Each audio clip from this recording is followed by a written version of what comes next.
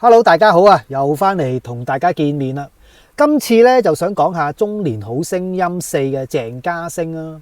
佢都幾值得探討下嘅，因為佢都入咗7強啦。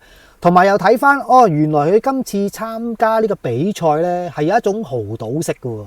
點解咧？因為佢放棄咗自己嘅正職啦，就專心咁練歌啦。更好彩嘅係有熟客集資，亦都支持佢追夢嘅。佢唔係話只係靠一招跳唱走天下啦，仲有啲深情嘅歌曲啦，而又敢於喺個舒適圈外咧又探索下嘅。今次咧又講下佢由入圍嘅經過啊，一路咁嘅鋪排又係點樣嚟入個決賽。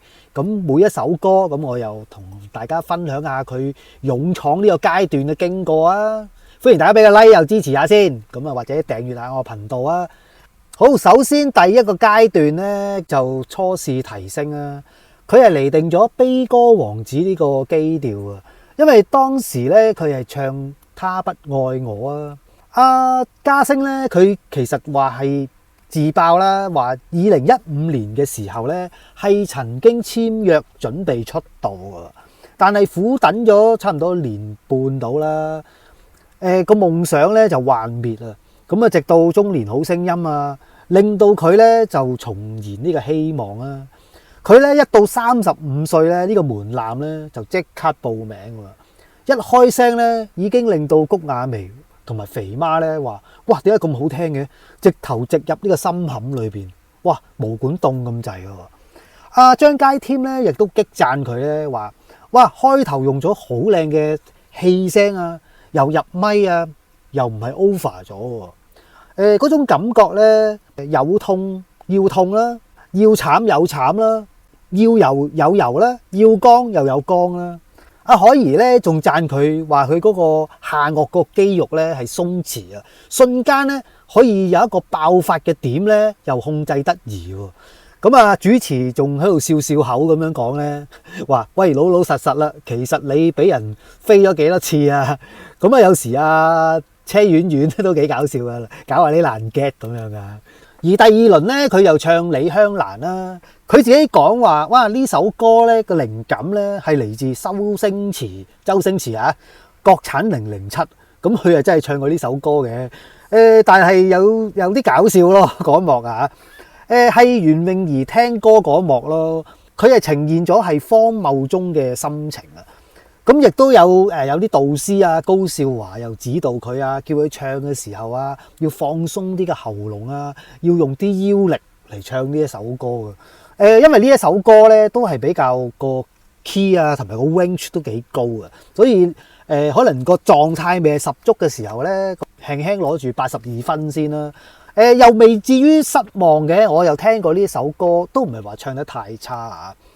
之後咧，佢都有唱過《最懶一夜》啊！呢一首歌係張國榮嘅經典嚟嘅。佢自己講到咧話，自己移民加拿大嘅初期嘅時候咧，可能又要揾工作啊，又即係揾下就揾咗份外賣工作啊！哇，要零下20幾度都要去送外賣啊！佢話當時咧，即係可能又聽住啲 headphone，即係聽住啲歌咁，好似有啲動力咁嚟做啦。可能成日都係聽呢一首歌啊，係反覆咁聽啊，因為可能佢之前都係歌手啦，即係出道過咁樣，咁佢都有一種唔想放棄嘅感覺。可能喺某啲機會來臨嘅時候，希望可以把握到咁樣啦。咁佢可能都係不斷咁樣聽住啲歌咁樣，都係一個幾勵志嘅故事啊。之後咧，佢都又唱過婚紗背後啊。呢一首歌咧係徐小鳳嘅經典《婚紗背後》嚟嘅，因為當時咧係好似我記憶之中啦嚇，係有兩隊咁，即係兩組人啦，即係睇下啲評審點樣入到圍啦。咁啊當時咧，阿鄭家聲咧就4登入咗去嘅。佢自己講咧話係用真實嘅感情啊融入呢首歌曲入邊嘅。形容咧係比歌詞更慘烈咁樣喎，令到佢台上唱嘅時候有啲腰心腰肺咁啦。最後咧佢就以4登嘅心情演繹啦入圍咗嘅。亦都展現到佢咧處理即係心碎情歌嘅紮實嘅功力啦。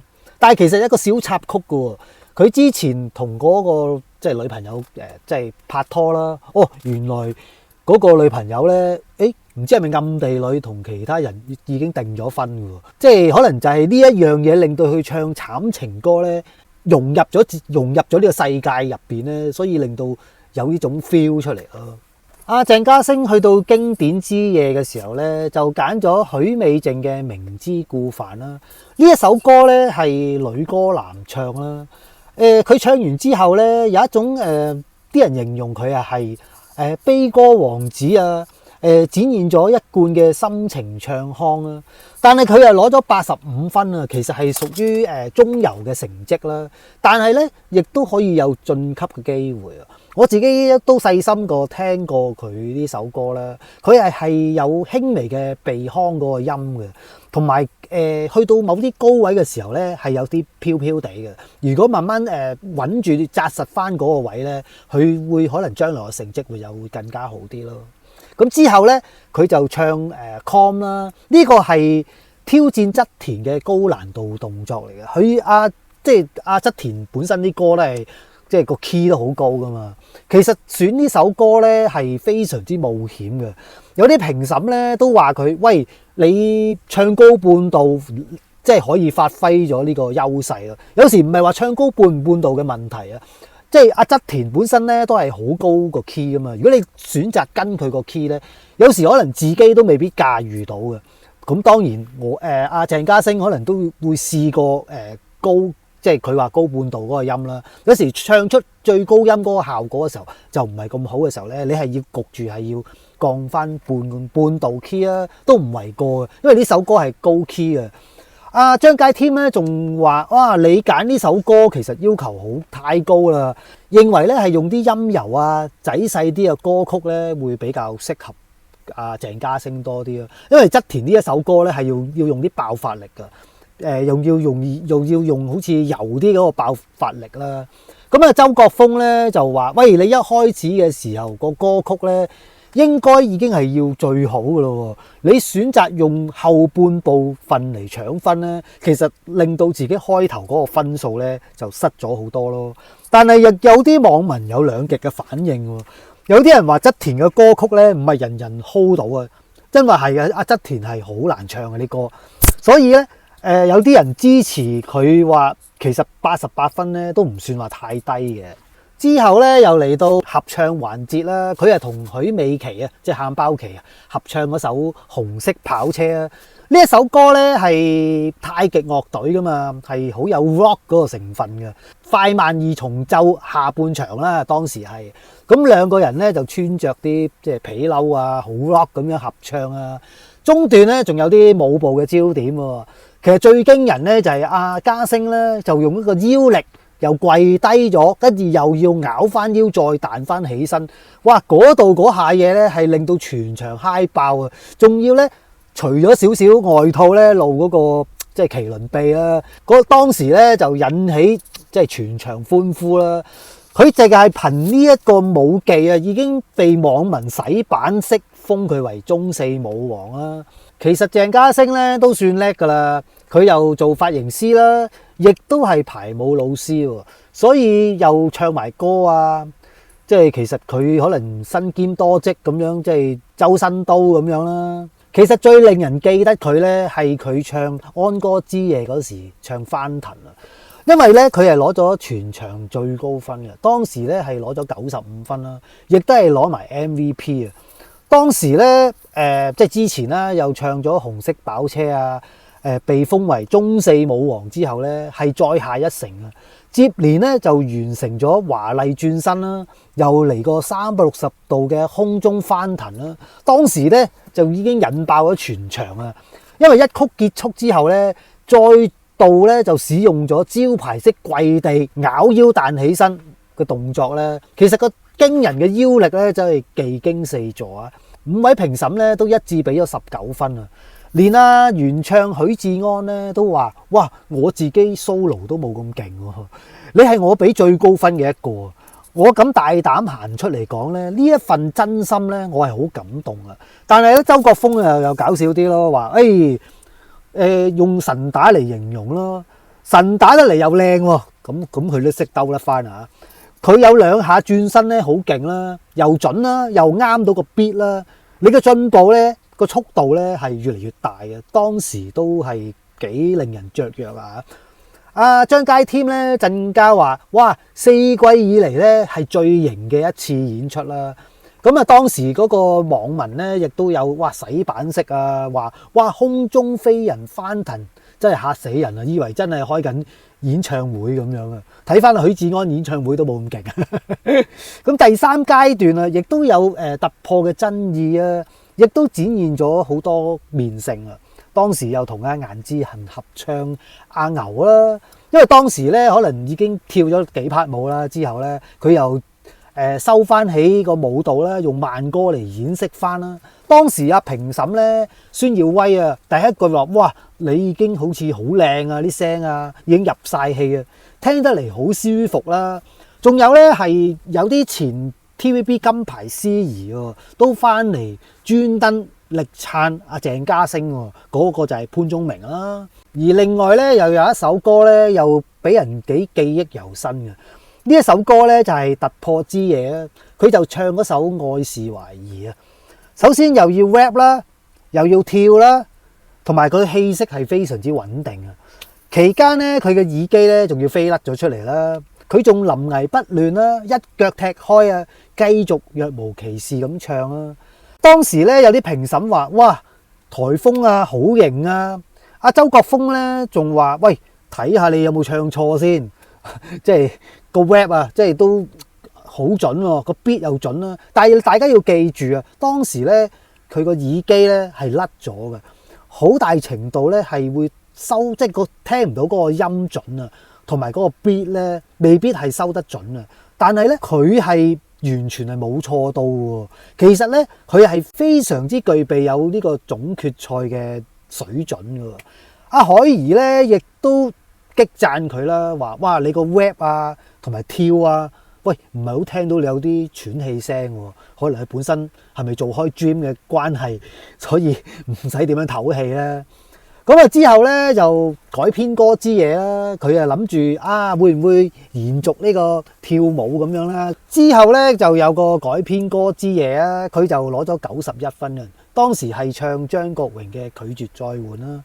呢個爭議其實都幾大啊！阿譚耀文咧就做評審啦，就讚佢：哇，你跳得好好啊，當時個音準又好啊。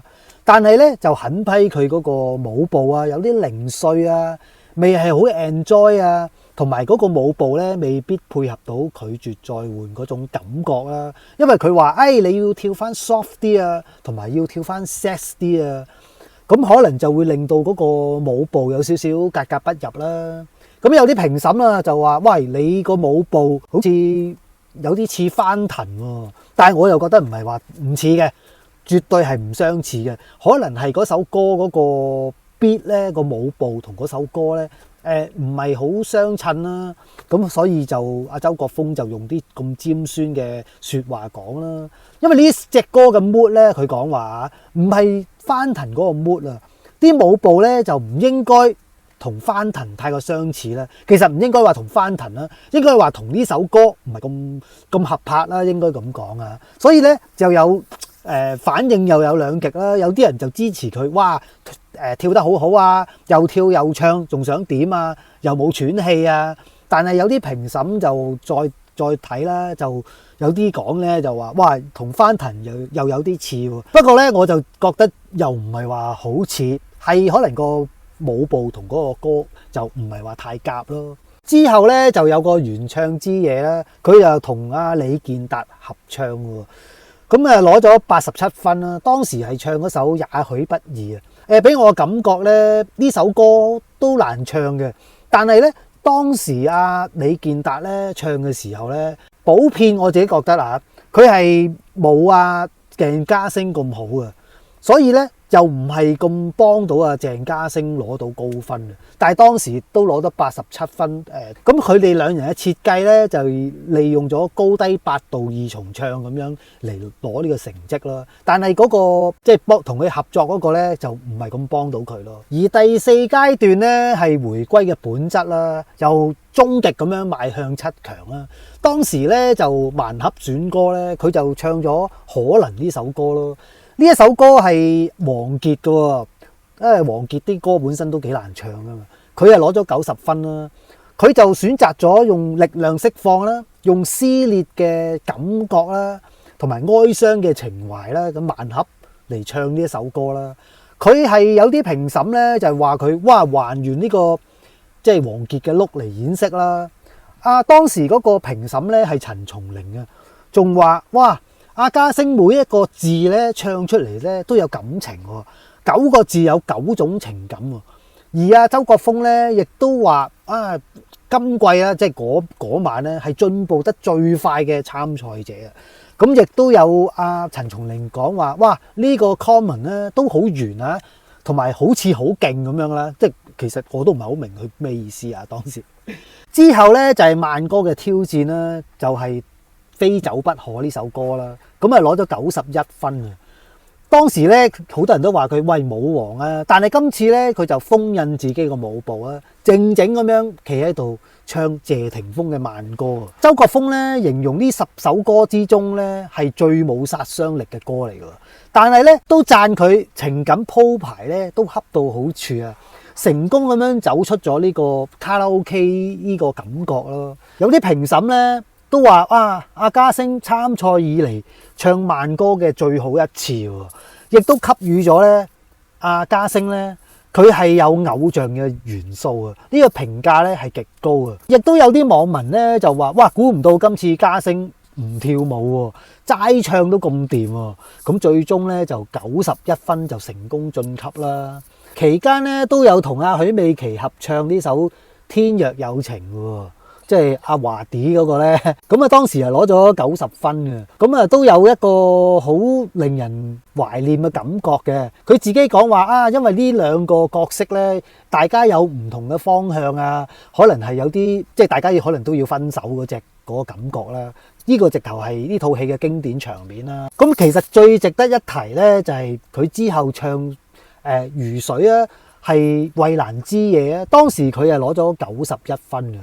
呢個咧係決戰7強關鍵嘅一戰啊！佢成功咁樣守住咗7強嘅位置啦。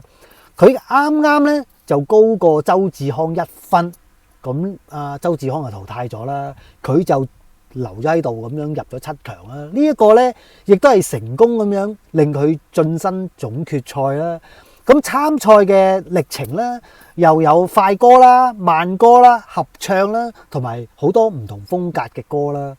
咁最後咧又嚟個總結啦！呢個中年好聲音之旅咧，阿鄭嘉星咧係不斷咁突破自我啦，仲要係一個華麗嘅蛻變啦。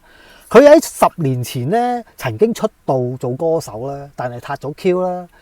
但係佢啲歌咧係從慢到快啦，喺初期嘅悲情慢歌啦，他不愛我啊、李香蘭啊，到中期嘅時候咧就翻騰啦、拒絕再換等等嘅跳唱歌曲啦。佢係從唱到跳咧，由舞蹈咁樣慢慢輔助嘅元素嚟提升個人嘅標籤啦。佢係成功為自己係公認咗係一個中四舞王啦。之後咧就從跳到唱啦，有阿牛啊、非走不可啊。之後咧就封印咗自己個舞步啦，證明咧自己咧唔使話依賴舞蹈咧，亦都可以用歌聲嚟感動人心咯。而挑戰未知嘅時候咧，我覺得呢一首歌咧《愛的懷疑》啊，係一首挑戰咧係極高難度嘅 rap 歌啦，又要唱啦，大家嗰個 mixing 咧係非常之合拍嘅。所以鄭嘉星咧唔單止係贏咗分數啦、獎項啦，更加係贏咗評審嘅尊重啦，同埋觀眾嘅喜愛嘅。